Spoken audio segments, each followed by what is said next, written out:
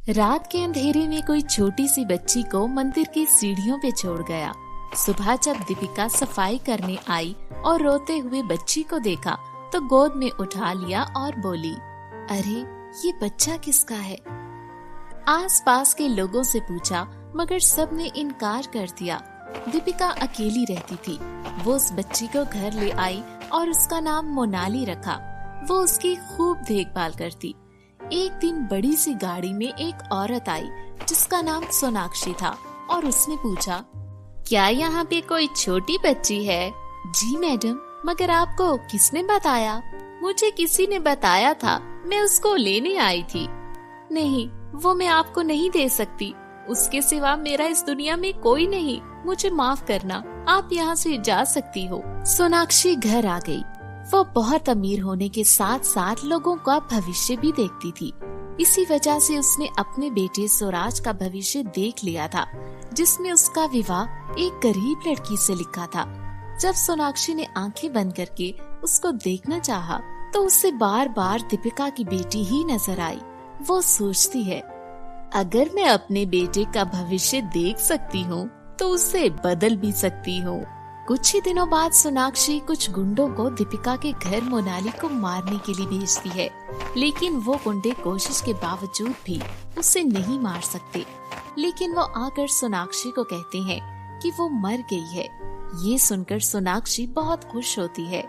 वक्त गुजरने के बाद मोनाली भी बड़ी हो जाती है और सोनाक्षी का बेटा भी बड़ा हो जाता है। कुछ ही दिनों बाद दीपिका की मौत हो जाती है। माँ की मृत्यु से परेशान होकर वो मंदिर की सीढ़ियों पे जाकर बैठ जाती है और जोर जोर से रोने लगती है। थोड़ी ही देर बाद वहाँ एक गाड़ी मंदिर से आकर टकराती है। मोनाली गाड़ी के पास जाती है और देखती है वहाँ गाड़ी में स्वराज जख्मी और बेहोश होता है। वो उसे घर ले आती है और उसके जख्मों पे मरहम लगाती है। मैं यहाँ कैसे आया? मुझे यहाँ कौन लाया? आपको यहाँ मैं लेकर आई। आपका एक्सीडेंट हो गया था, जिसकी वजह से आपका बहुत खून निकल रहा था, तो मैं यहाँ ले आई और आपके जख्म पर पट्टी की। आप आराम करें, कुछ दिनों में ठीक हो जाएंगे। बहुत शुक्रिया आपका, मैं ये एहसान कभी भी नहीं भूलूंगा। अच्छा, मैं चलता हूँ, मेरी माँ मेरा इंतजार कर रही होगी। स्वराज की माँ सोनाक्षी उसको इस हाल में देखकर कहती है, स्वराज, ये चोट कैसी? माँ, ये छोटा सा एक्सीडेंट हो गया था, आप फिक्र मत करो। ये कहकर स्वराज अपने कमरे में चला जाता है और उसके जहन में मोनाली ही रहती है। उसकी प्यारी प्यारी आंखें। वो आंखें बंद भी करता तो उसी को देखता। अगले ही रोज वो उसके घर चला जाता है और कहता है, मुझे आप बहुत अच्छी लगने लगी हो। मैं आपसे शादी करना चाहता हूँ, प्लीज आप इनकार मत करना। मोनाली उसका प्रपोजल एक्सेप्ट कर लेती है और वो मंदिर में शादी कर लेती है और वो उसे अपने घर ले जाता है और अपनी माँ को कहता है, ये मेरी बीवी है और हमने शादी कर ली है, आप हमें आशीर्वाद दें। आशीर्वाद तो मैं दे दूं बेटा, लेकिन ये लड़की कौन है? इसके माता पिता कौन है और ये किधर रहती है? इतने में मोनाली अपनी सारी बातें बताती है, जिस पर सोनाक्षी बहुत हैरान होती है और सोचती है, जिस भविष्य को आज मैं इतने सालों से बदलने चल रही थी, आज वो मेरे आगे आकर खड़ी हो गई। मैं भी इतनी आसानी से हार नहीं मानूंगी। इस लड़की को तो मैं नहीं छोड़ूंगी। जाओ बेटा, अपने कमरे में आराम करो, थक गई होगे तुम दोनों। कुछ ही अरसे बाद स्वराज बाहर के मुल्क चला जाता है तो सोनाक्षी अपना रंग दिखाना शुरू कर देती है। मोनाली की बच्ची हर वक्त खुद को संवरने में लगी रहती है, कभी कोई काम भी कर लिया करो। जी माँ, क्या हुआ? आप बोले, मैं कर देती हूँ। बोल तो ऐसे रही जैसे सारा काम तुम ही करती हो। स्टोर रूम सारा गंदा पड़ा हुआ है, जाकर सफाई करो उसको। जी माँ, मैं अभी कर देती हूँ। मोनाली जैसे ही स्टोर रूम में जाती है, सोनाक्षी उसको बाहर से कुंडी लगा देती है। मोनाली को जब ख्याल आता है कि उसने सफाई के लिए झाड़ू नहीं लाया, वो दरवाजा खोलती है लेकिन नहीं खुलता। वो बहुत परेशान हो जाती है। इतने में वो कहती है, माँ जी, अगर अब बाहर हो तो ये दरवाजा खोल दो। तेरी औकात इसी स्टोर रूम की है, तू अब यहीं रहेगी। ये बोलकर वो चली जाती है। 3 दिन बाद मोनाली का भूख से बुरा हाल था। उसका अब वहाँ दम घुटने लगा था, लेकिन सोनाक्षी को उस पर जरा भी दया नहीं आई थी। माँ जी, आप दरवाजा तो खोल दो। मैंने ऐसी कौन सी गलती की जिसकी सजा आप मुझे दे रही हो? माँ, मैं मर जाऊंगी, मैं यहाँ पे नहीं रह सकती, प्लीज दरवाजा खोल दो। तूने मेरे बेटे को फंसा कर उससे शादी कर ली, तेरी इतनी जुर्रत? ये सबसे बड़ी गलती है तेरी।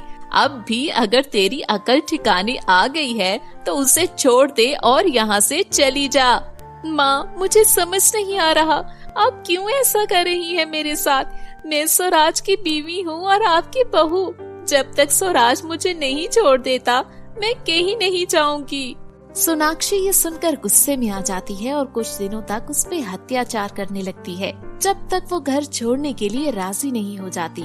सोनाक्षी उसको मारने पीटने लगती है, लेकिन मोनाली ने भी ठान रखा था कि वो हार नहीं मानेगी।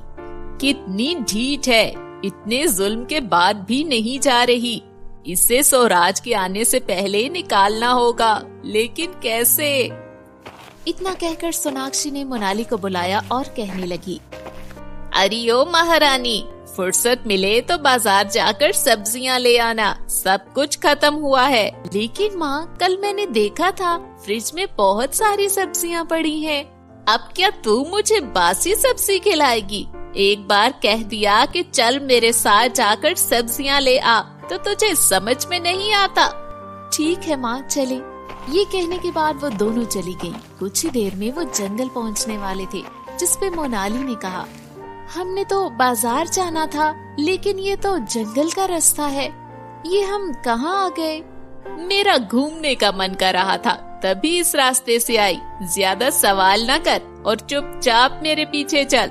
फिर वो दोनों पहाड़ियों के पास पहुँच जाते हैं। अरे वाह, कितना प्यारा मंजर है। मोनाली, तू भी आकर देख। मोनाली सोनाक्षी की बातों में आकर नीचे देखने लगती है और सोनाक्षी मौका पाकर पीछे से उसे धक्का दे देती है और मोनाली वहाँ से नीचे गिर जाती है।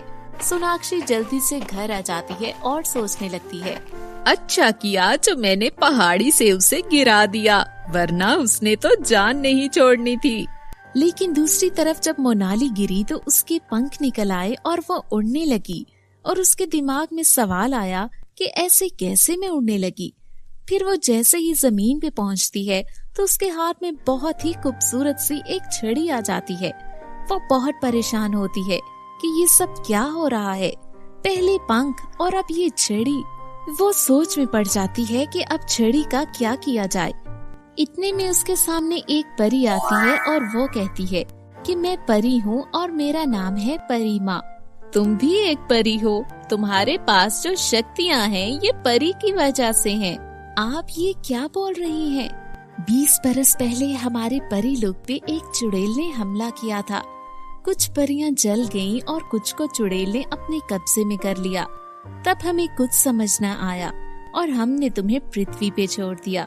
लेकिन अब सब कुछ पहले जैसा है परीलोक में और तुम्हें जादुई शक्तियाँ मिल गई हैं, तो अब तुम चलो हमारे साथ। नहीं माँ, मेरी शादी हो गई है और मैं ये चाहती हूँ कि अपनी जिंदगी अपने पति और सास के साथ बिताऊं। आप मुझे अपने साथ मत लेकर जाएं। ठीक है मोनाली बेटा, अगर तुम नहीं जाना चाहती तो यहीं पे रुक जाओ, लेकिन एक दफा वहाँ सबसे मिलकर आ जाओ। सबका बहुत मन है तुमसे मिलने का। ठीक है माँ, मैं आपके साथ चली जाती हूँ। फिर वो दोनों परी लोग चले जाते हैं और वहाँ की सब परियां मोनाली से मिलकर बहुत खुश होती हैं और मोनाली भी सबके साथ घुल मिल जाती है। कुछ ही दिन के बाद मोनाली परी माँ से कहती है, बहुत दिन बीत चुके हैं माँ, अब मुझे जाना होगा। जिस पे परी माँ उसको वापस भेज देती है। पृथ्वी पे पहुंचकर वो अपनी सास के घर जाती है तो पता चलता है कि वो ये घर छोड़कर चली गई है। वो अब यहाँ पर नहीं रहती थी। मोनाली हर जगह उसको तलाश करती है, मगर वो लोग कहीं नहीं मिलते। आखिर में थक कर वो रोड के किनारे बैठ जाती है। इतने में उसकी नजर सोनाक्षी पर पड़ती है और वो बहुत हैरान होती है। माँ, आप यहाँ इस हालत में कैसे? फिर सोनाक्षी मोनाली को सारी दास्तान सुनाती है और उसे लेकर अपनी झोंपड़ी में आ जाती है। मोनाली स्वराज को देखकर चौंक जाती है क्योंकि उसका एक प्यार टूट चुका होता है। माँ, ऐसा क्या हुआ कि आप लोगों की ये हालत हो गई? बेटा, तुम्हारे जाने के बाद जो कुछ हुआ कैसे बताऊं? सुराज को बिजनेस में बहुत बड़ा नुकसान हो गया था। वो घर आ रहा था कि रास्ते में उसका एक्सीडेंट हो गया और उसका ये हाल हो गया। मेरे कर्मों की सजा मेरे बेटे को मिल रही है। बेटी, मैंने तुम्हारे साथ बहुत बुरा किया, उसके लिए मुझे माफ कर दो। प्लीज तुम मुझे माफ कर दो। वो रोते हुए उसके पांव पकड़कर कहती है, नहीं माँ, आप ऐसे ना करें, आपकी जगह यहाँ नहीं है। मेरे लिए सबसे खुशी की बात ये है कि आपको एहसास हो गया। उसके बाद मोनाली अपनी छड़ी से सुराज के पांव भी ठीक कर देती है और जो कुछ उनको चाहिए होता है वो सब ले आती है। सोनाक्षी ये देखकर हैरान होती है और कहती है, तुम्हारे पास तो जादुई शक्तियाँ हैं। हाँ माँ, मैं एक परी हूँ। वो सोनाक्षी को सारी बात बताती है। उसके बाद सोनाक्षी मोनाली से अपनी बेटी से भी ज्यादा प्यार करने लगती है और सब लोग हंसी खुशी रहने लगते हैं।